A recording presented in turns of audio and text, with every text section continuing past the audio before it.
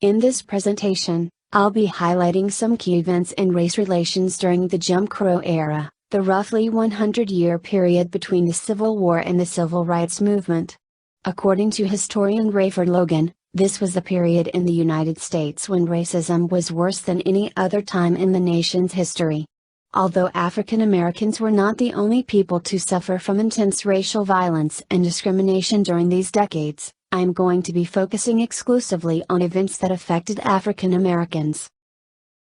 We start with the Emancipation Proclamation, an executive order signed in 1862 by President Abraham Lincoln that freed all 3.5 million African Americans enslaved in the South. During an altercation between a group of black Union soldiers and a group of white police officers on May 1, 1866, one of the white officers pulled out a gun and accidentally shot himself in the leg. Blaming the blacks for the shooting, a white mob formed and pillaged black neighborhoods in Memphis, raping women, burning houses, schools and churches to the ground, and leaving 46 African Americans dead. No charges were brought against any of the perpetrators. The 13th Amendment was the first of the three Reconstruction Amendments adopted following the Civil War. The 13th Amendment abolished slavery in the United States as of December 18, 1865. On July 30, 1866, a group of African Americans marched through New Orleans, Louisiana to protest discriminatory laws known as the Black Codes. A heavily armed white mob consisting of ex-Confederates, white supremacists, and members of the New Orleans police force attacked the mostly unarmed protesters, killing approximately 50 African Americans. The 14th Amendment was the second Reconstruction Amendment and one of the most important amendments in the Constitution.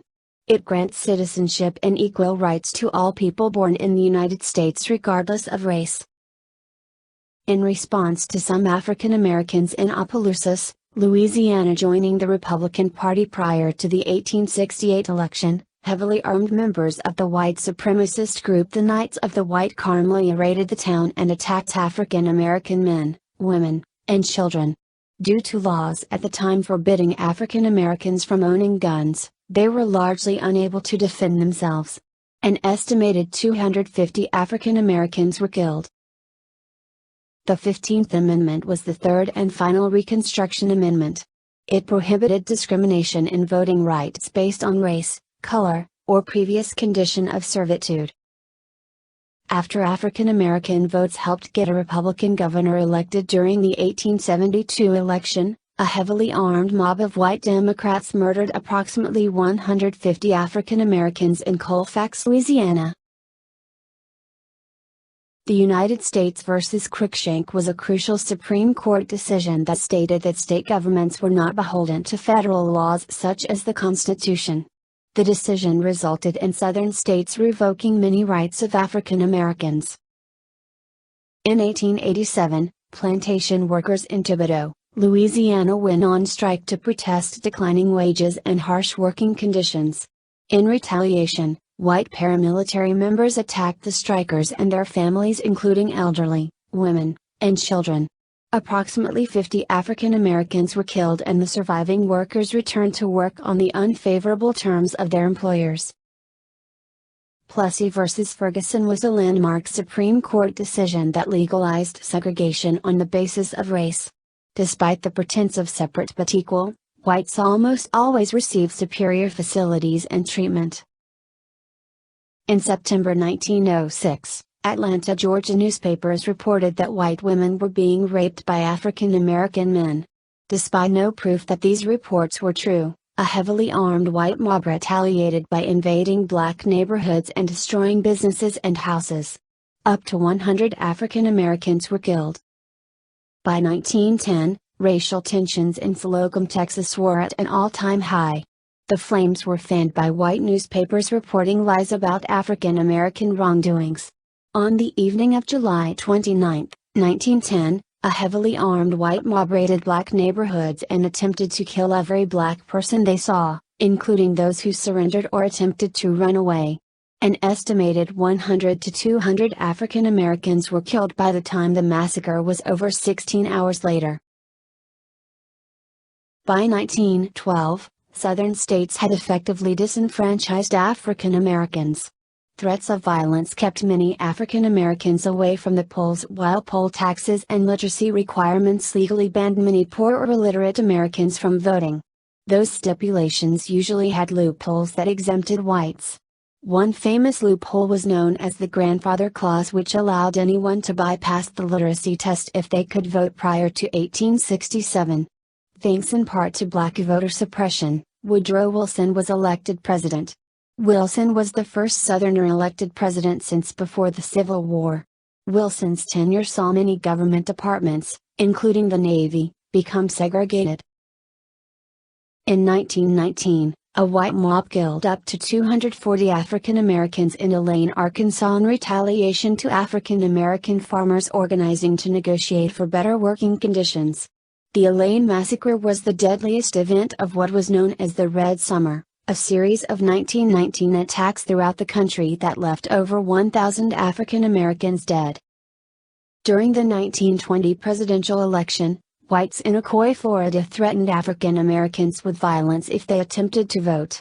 A man named Mose Norman ignored these threats and voted anyway. A white mob chased him into the house of a friend named July Perry. As the mob broke down the door to enter the home, Perry shot and killed 2 white men. In retaliation, Perry was captured and brutally murdered in public, and the white mob burned African American businesses and homes to the ground. Between 60 and 70 African Americans were killed, and an additional 500 were forced to permanently leave the town, abandoning all of their land and possessions to white people. Here is an eyewitness account that aired on The Willie Clark Show. Could you take us back to 1920 and your remembrances of the Ocoee race riot? I understand you were familiar with Moses Norman and also July Perry. Right. Was in that. Now, the voting took place the early morning of November 7th, and of course, as a result, a riot, an insurrection occurred. And throughout the day, many people were hurt. But it just so happened that one good friend of my father, Mose Norman, was one of the outstanding citizens and property owners in the Ocoee area. And when he saw that the situation had gotten out of hand, and the Klan, for at least the mobsters, began setting fire to homes of black people, plus the churches, 2 churches, and Masonic Hall. And Mose Norman, he took off in his Columbia 6 automobile and came by the home of our family, and called my father and related to my father what was going on. And of course, Mose Norman was able to escape the wrath of the mob. But unfortunately, Mr. July Perry, of course, employing his weapons and ammunition, attempting to defend himself and family, he was shot and wounded. By 1921, the business district of Greenwood in Tulsa, Oklahoma was the wealthiest African American community in the United States. Known as Black Wall Street, Greenwood was completely destroyed in 1921 by white people who burned businesses and homes indiscriminately. Between 150 and 200 African Americans were killed, and approximately 10,000 African Americans were left homeless. Here are some eyewitness accounts from an episode of 60 Minutes. It's revived memories for George Monroe of a night 78 years ago when his mother saw 4 white men walking up to their house carrying torches.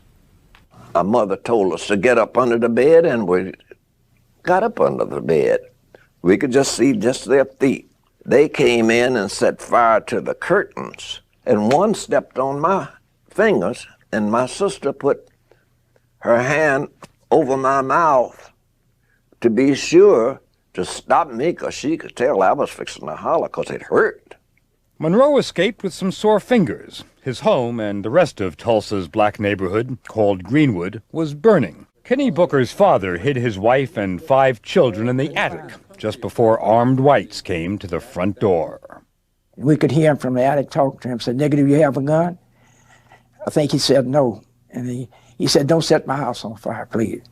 He didn't tell him why, but after he left, not long after he left, they set it on fire, and we had to scramble down in a hurry.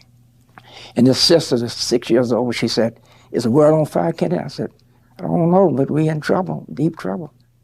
The trouble came from the air, too. Investigators say some of the fires you see in this rare footage of the riot were caused by whites dropping explosives from World War I vintage planes flying over Greenwood.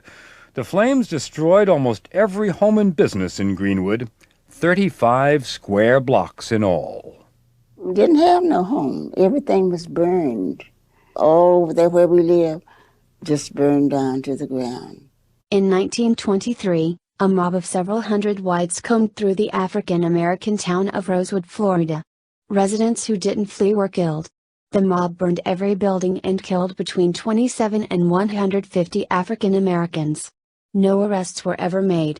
By the end of the riot, the town was completely abandoned and its residents never returned. Here are some eyewitness accounts from an episode of 60 Minutes. Well, what did it look like? It's a big blaze. You seen things on fire. A big blaze, just burning down.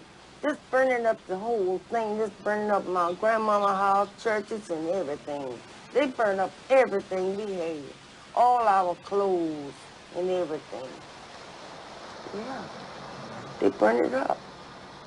Minnie Lee Langley was only a child when she became a refugee.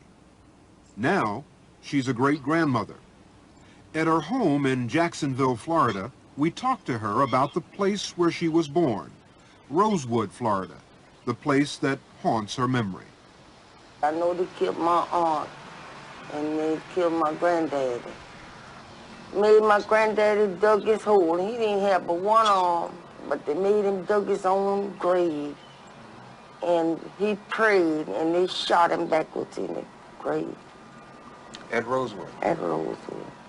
You ain't never seen a mob like that.